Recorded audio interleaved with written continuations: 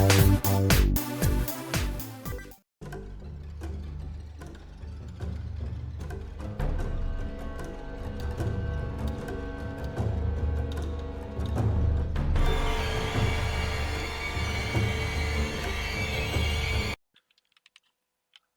on Modlex Lives. I think it's time we play a little 7 Days to Die.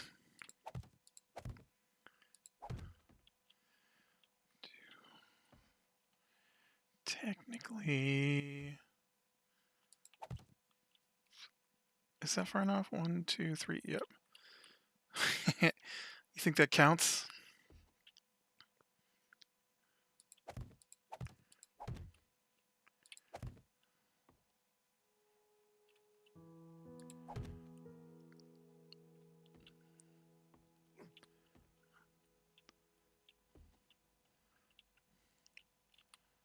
Hey, look at that. You can just climb right down here. I'm actually going to go back up.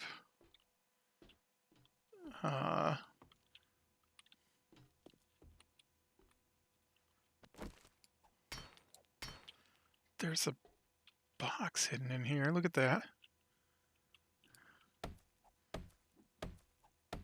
Crazy. So I'm 1 stone away from having my forge. And then we'll see where I'm at from there. I need a wrench to be able to make my workbench. I don't remember if you can... Okay.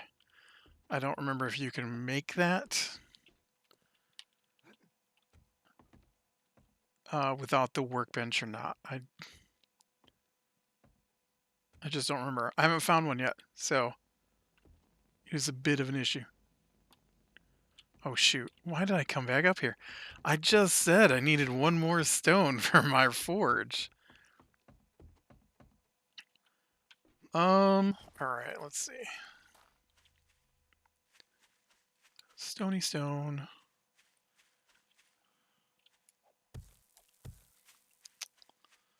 I need some stone. So, I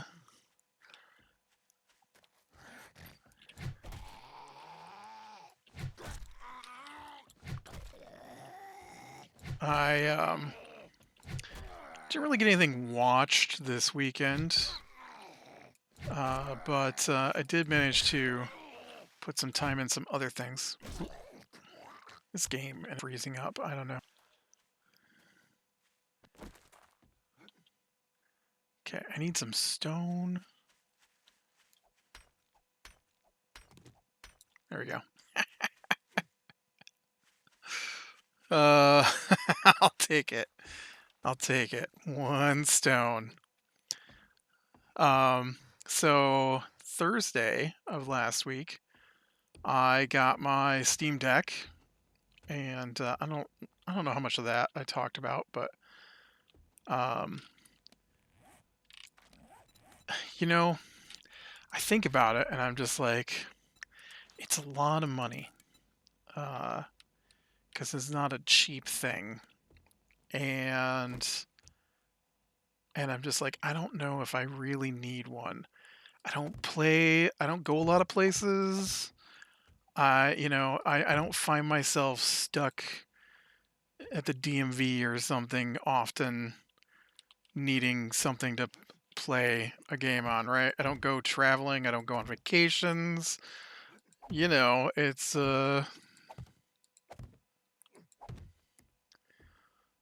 not something I need, but man, I'll tell you what, I have put several hours, probably over 10, into playing with it.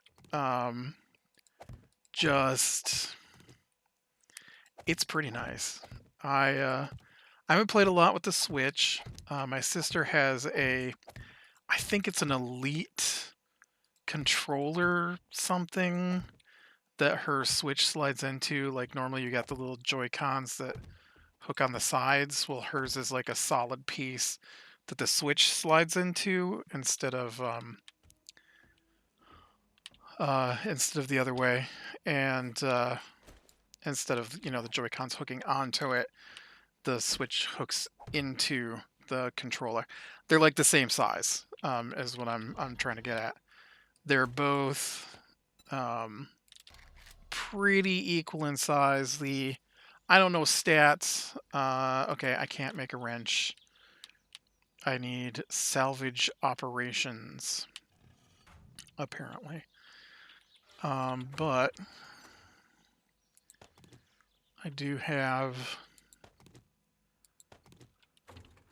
a few things ready to go in here.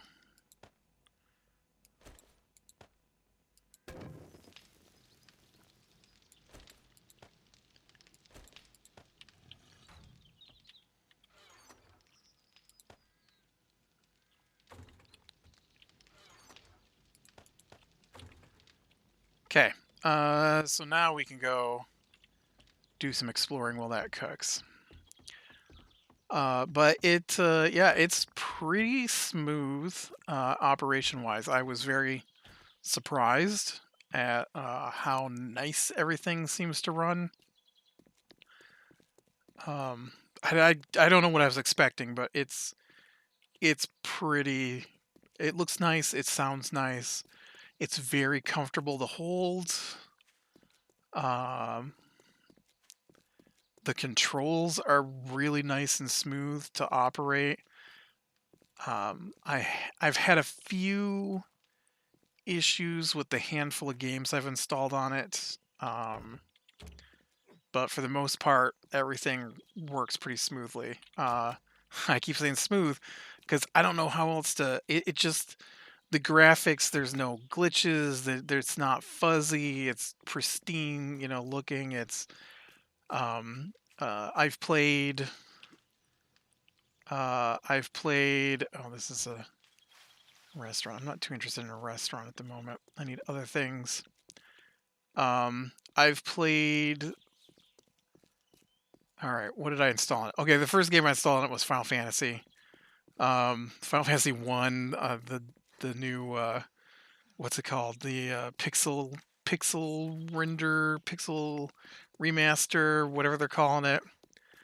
And because Final Fantasy One is one of my favorite games of all time. So I put about 5 or 6 hours into it the first day I got it with Final Fantasy, and then I wanted to try something a little more robust of a game. So I loaded up the new um, the new crap. What is the name of that game? Destroy All Humans. Because I've had that for a while and haven't really played it too much. But then uh, so I played that for a little while. The games when you're looking through your list tell you if they're going to work or if they haven't been tested or if there's an issue or if they should work fine. And so, man, I don't see the path into this building. Is this the path? Must be.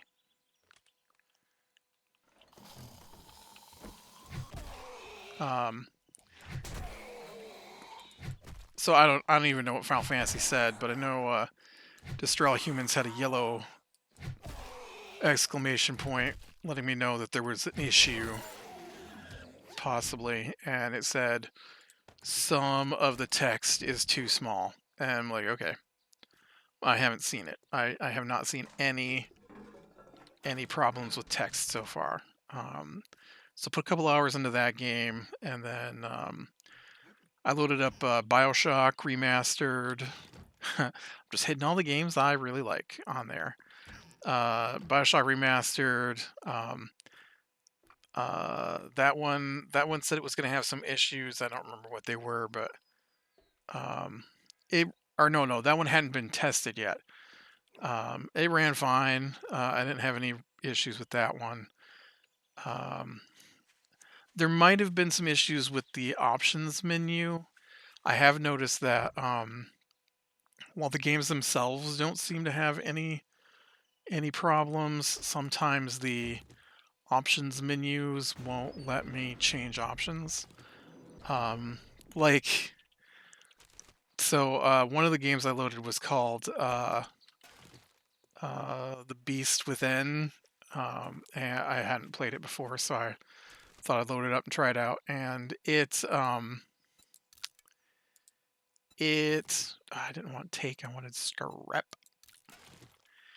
It turned out to be one of those horror games where you like pick up matchbooks and then use the matches to light the candles, and then grab a hold of the door and then slowly open the door, and grab a hold of this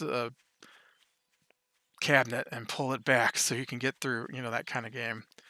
And so I was looking through the options because I always turn music off. I'm not a big music fan in games. I find it weird. You don't have a uh, I guess people do walk around listening to music constantly all day, but I don't, and so I don't have a running what's the word I want? I don't have a running uh, soundtrack to my life, and so I don't see how it benefits me in games to have like this epic music playing in the background while I'm working my way through the game. I mean, I get that it's nice to have sometimes because of the like the emotions it can help build, but I'd rather just be in the game, and so I often just turn the music all the way off and turn the volume down because I'm not really a loud game kind of person. And so I went in the options and I was looking around the options and turned the volume down and the music down, and I guess I don't have to turn the volume down on my handheld the way I do on my computer. I do it on my computer because I have two monitors and I often have like Netflix or something going on the other monitor while I'm playing games, which is probably why I don't like to listen to music. And so, um, anyways, I was in there to change the blur because I hate motion blur. I think I don't understand the point of it. Like, if I turn my head in real life, my sight doesn't blur, right? I don't know why they think you want that in games because it doesn't happen in real life. So I don't know what the point is. And I was trying to turn it off, and I could get to the option. And when you click on the option, then it pops open a sub option that says yes or no. And I couldn't get it to change. Um, I forgot that the screen is a touch screen, so maybe I could have done it that way, but I couldn't do it with the joysticks and um, buttons, and so or the thumbsticks. And then, but other than that, the game ran real nice and smooth as well. And then I loaded up. I loaded up a few things. I haven't played everything, and then I put in a lot of time into Fallout 3. I guess I've basically started a Fallout 3 playthrough again, and that one when I loaded it said this game, this game will require you to use the touchpads because it's got some touchpads on it below the thumbsticks, and I forget. It said something else about you might have issues controlling the game. I'm like, that's weird because I'm pretty sure you can use a controller in that. And so as soon as I load it up, it's like, yeah, Xbox 360 controller set up and worked fine. Um, Now, I have noticed putting in as much time as I have that occasionally, uh, if I attempt to switch screens too fast, like open my Pip Boy, I can open my Pip Boy and then, which is like your inventory system on Fallout, and switch through the screens in your inventory, but as soon as I go to switch out of my inventory, if I try to do something else before the screen fully goes away, then it might crash the game. It's happened 3 or 4 times now. 3 or 4 times in 7 hours of Fallout 3 is not bad. Um, and I know when it happens, so it's just my impatience um, of not waiting for the screen to open or close. Uh, well, I was gonna fight that guy, and then I fell down the hole. Come on, you need to come down the hole. Come on. Or come over here, something.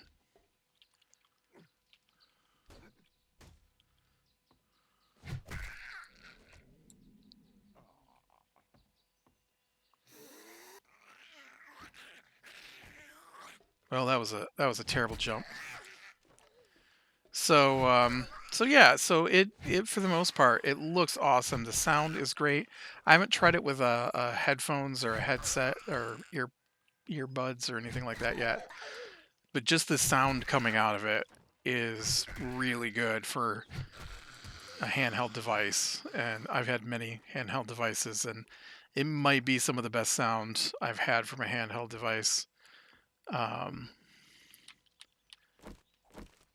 uh, so yeah, I really like it. I think it's great, and I've definitely put in probably 20 hours on it. I think I said 10, but I'm pretty sure with today's playing while I was supposed to be working is now like 20 hours. 20 hours since Thursday isn't too bad though, right? Uh, it's a little wide for laying on my side and playing it though, so I've got to find a way to because when I sleep I lay on my side, and so I've got to find a way so that I can lay in my bed and play it, and then I probably will play it before I go to sleep, which might not be the best idea, but too much bright light right before you go to sleep is supposed to make it hard for you to sleep. I need to go get some food from my base.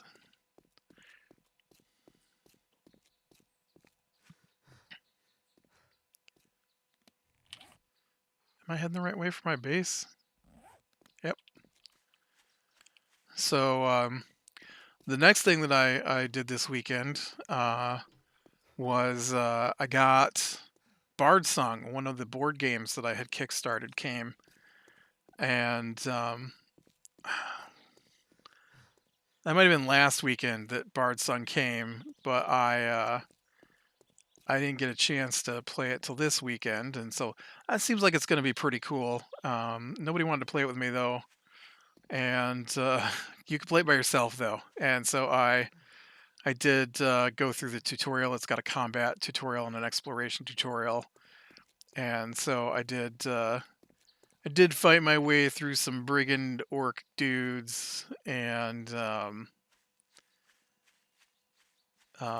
with the character I chose. I'm gonna have to look through all the stuff I got because with a Kickstarter, right, it's not like you buy a game and then you get the expansions for it. With a Kickstarter, often you get like the game and then like 2 or 3 expansions and all this other extra stuff. And so I'm not really sure what's supposed to be in the main game or not. Um, and so I I just went ahead and played with the default characters, and I picked from those, and I chose a uh, assassin character out of the list. I wasn't sure. I really needed to look through their abilities a little better than I did, because the the sit up, um, your character starts with like 3 abilities, and um, so I need to look at all the characters' abilities to figure out what they even are. It doesn't say in the book when you first start playing it. I guess I could have just eaten this.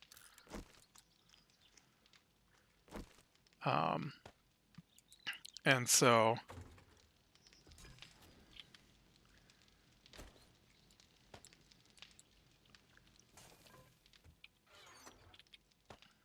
but yeah, that was pretty cool. I like that. And I definitely want to get into the campaign when I get a chance here.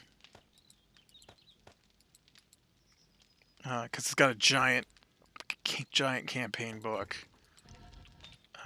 And so there's a lot to do. And then the 2 expansions I got are like 2 whole other campaign sets. And but there's like heroes mixed in with some of the other stuff to choose from and things like that. And it plays a little bit like Dungeons and Dragons, a little bit like Gloomhaven maybe, or Descent Second Edition, which both games I have that I really like that I played, or I guess all 3 of those. Yeah, did not get enough food.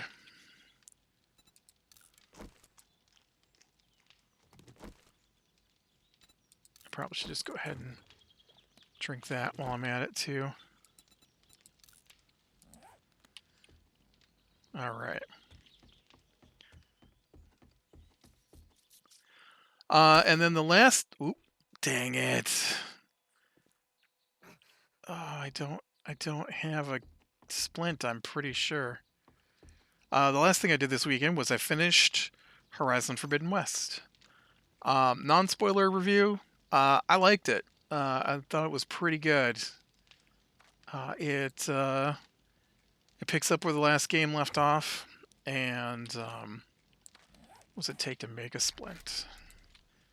And cloth, wood, and duct tape. Okay. Cloth. Where's my duct tape? Duct tape.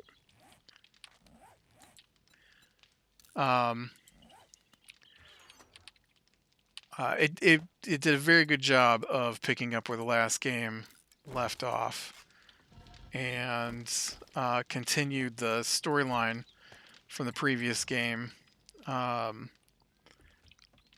to wrap up some of the things that didn't get finished in the last game, and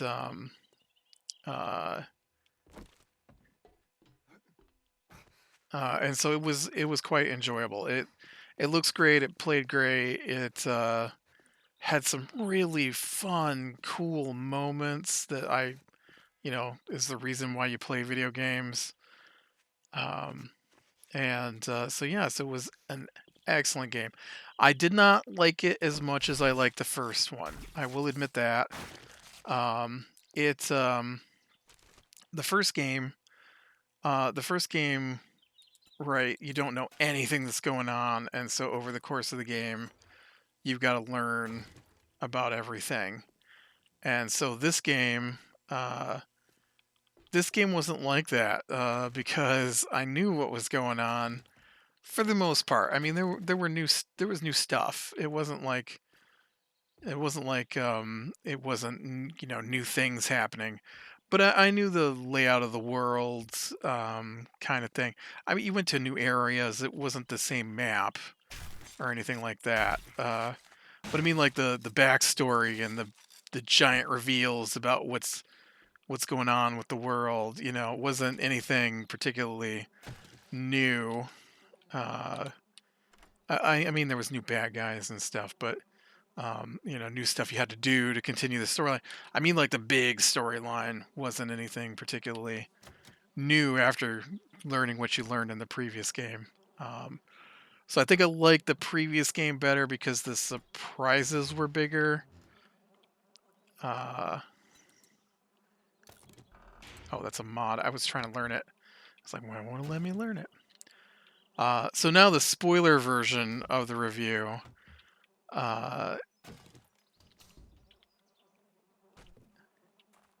First Horizon, called Zero Dawn, you find out that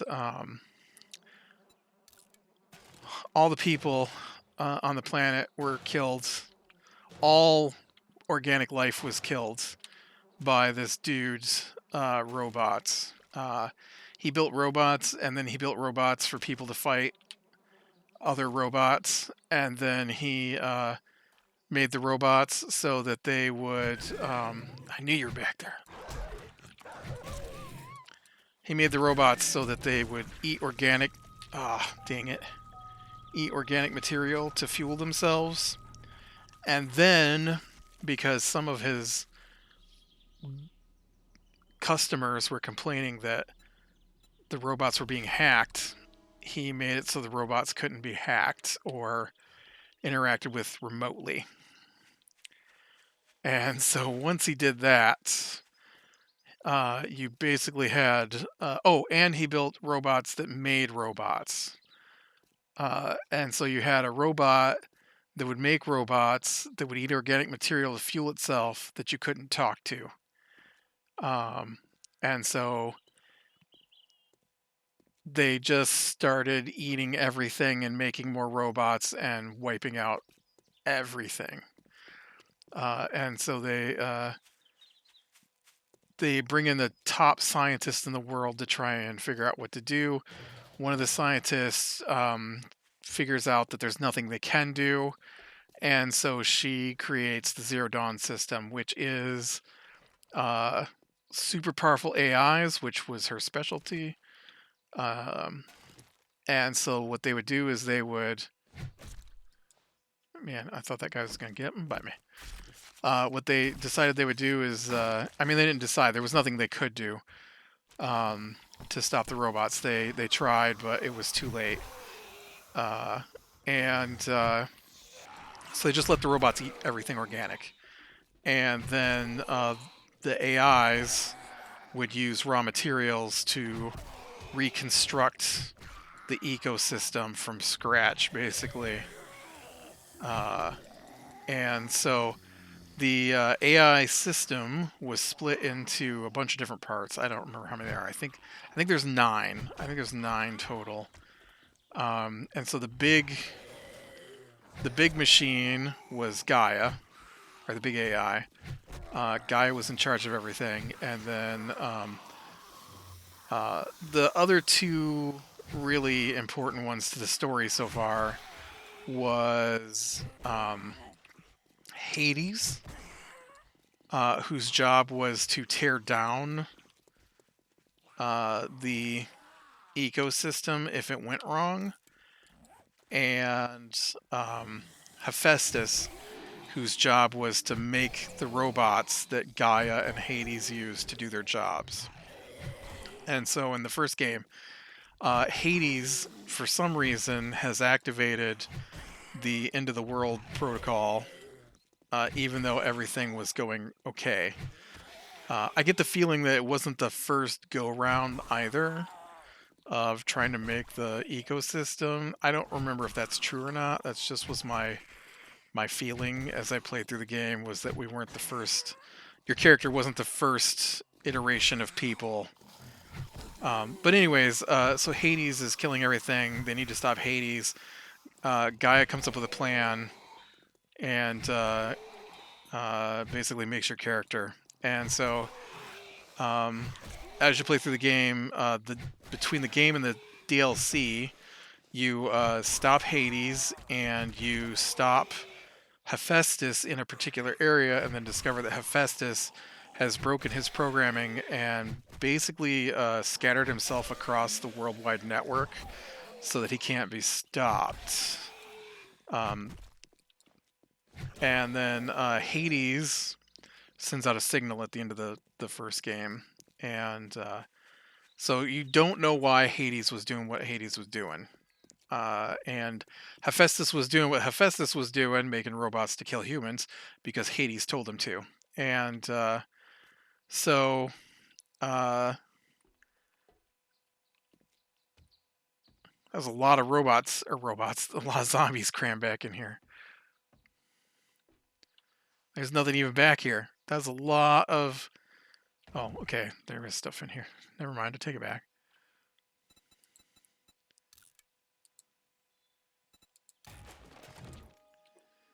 Um, so, because of all that, why didn't I thought?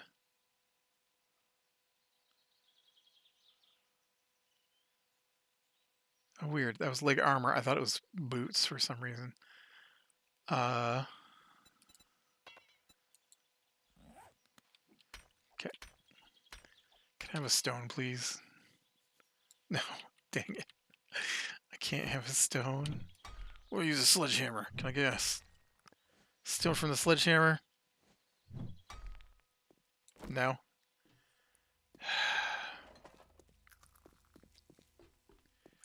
So, um, oop, that's not what I want to do. Really? No stones just laying around out here? I'm the worst at.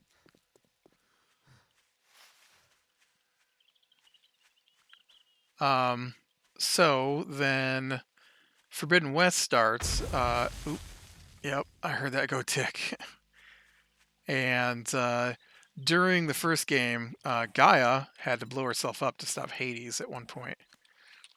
And so she's gone, and the uh, system is breaking down, and something's gone wrong. And so your character Alloy, she wants to find a copy of Gaia so she can reboot the system, basically. And so that's how the game starts. And then you find out that a signal got sent from Hades, and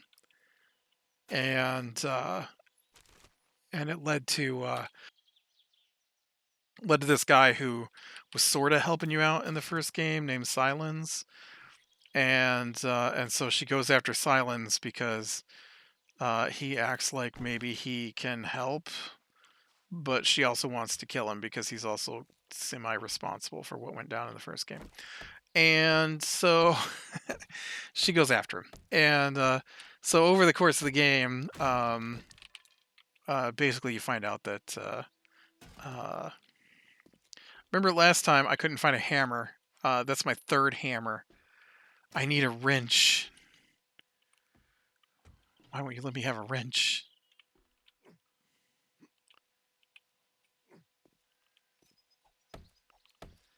And so during the first game, you find out that the people tried to send a spaceship to another star system, and it blew up. Well, it turns out it didn't blow up. Instead, a bunch of rich people took it and went instead and fake blew it up to hide the fact that they had stolen the project, basically. And so they've come back, and it looks like maybe they sent the signal to Hades, and then they have a copy of your character, which is one of the great moments in the game. Oh, look, there's a stone right there, right in my face. And but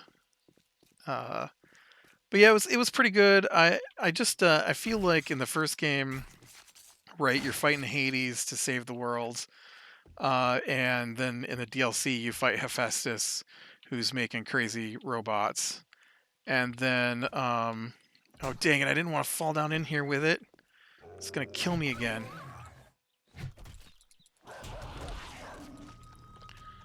Oh, dogs, I tell you.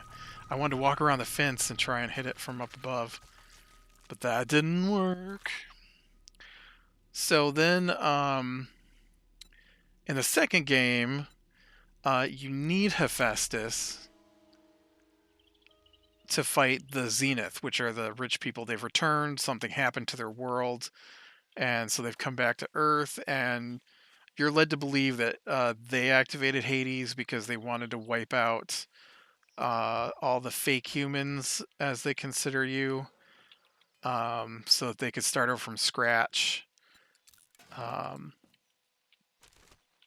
and so you have to capture Hephaestus, which you do over the course of the game, and then Oh, is this the back of the bookstore? Yeah, I was gonna say I'm pretty sure I've been in here. And so um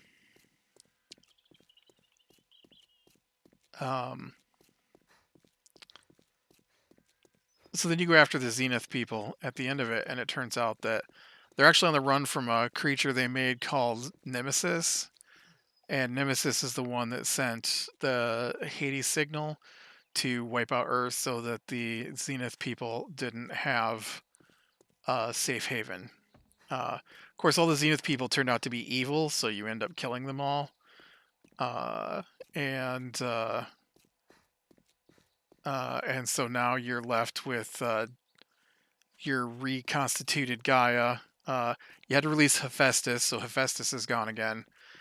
And I honestly feel like the game ended almost at the point that the game began, and I'm just like, I've spent so much time tracking down the parts to capture Hephaestus, and then we just let him go. Uh, just let him go because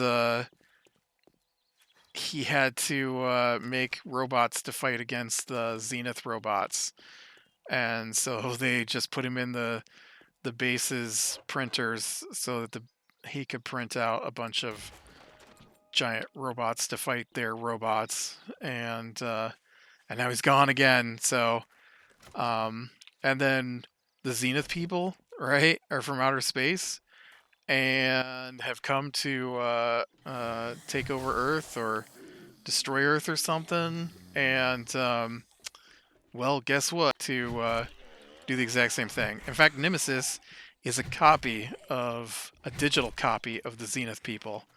That they decided they didn't like the way that worked out, and so they tried to lock it away and kept it trapped for, I think they said 10 years, until it finally escaped and then wiped out their colony. And so I'm like, oh, so game two is get a copy of Gaia, capture Hephaestus, and fight people from outer space. And game three is going to be capture Hephaestus and fight bad guys from outer space. I'm like, so I feel like I almost accomplished nothing. But man, I there are some amazing moments in Forbidden West, and one of my favorites. Uh, I really enjoyed the fights at the end. I thought the fights were very cool. I don't think I've got any pipes left. Oh, I do. Okay. Uh, but my favorite quest, I think, in the game was there's an area called the Plain Song, and they've got robots they call the land gods. They look like triceratops, and so they go out and they plant crops, and so the people kind of worship the uh, the land gods, as they call them. I guess you could imagine that from the name, land god. Well, Hephaestus had corrupted the repair bay for these land gods. And so instead of getting repaired during their annual event, which the people treated like a holiday, one of the machines went and never came back. And then the other machines never went. And so they started breaking down. And so you have to help fix that. I guess you don't have to, it's an optional quest, but I did it. And so you go and one of the characters in the game, working with the Gaia AI that you collected, makes a reboot sequence. Ah, there's my wrench. Makes a reboot sequence that will allow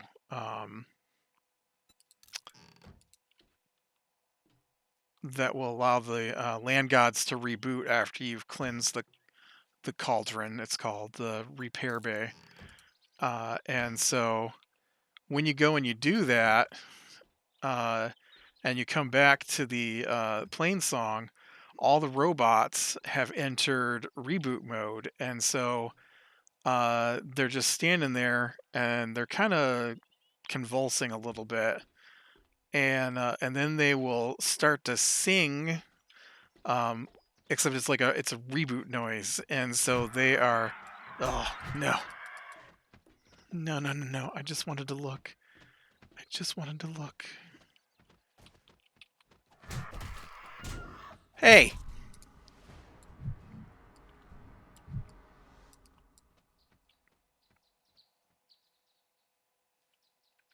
Guy came down through the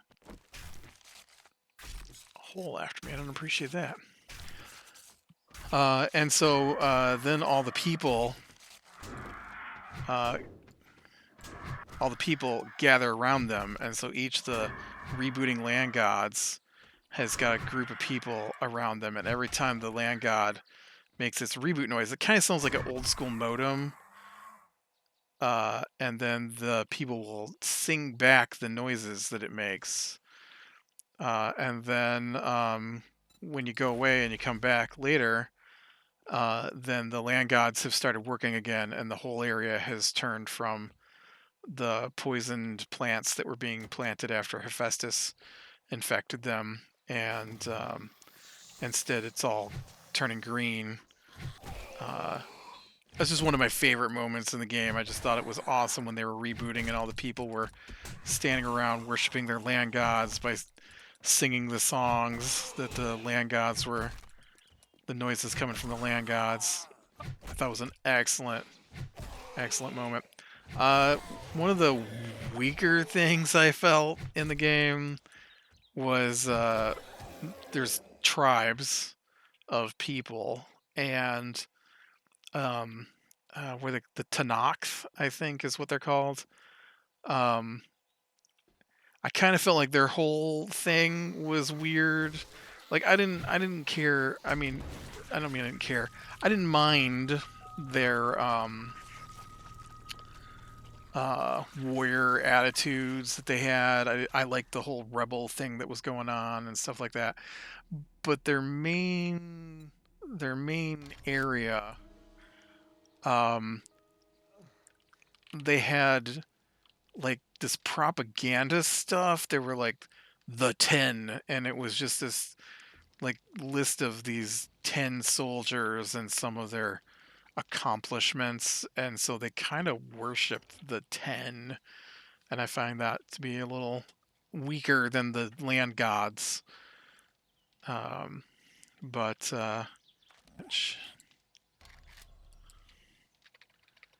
work. I need 25 forged iron. Okay, I don't have that. I need 20 mechanical parts, and that's it. I need.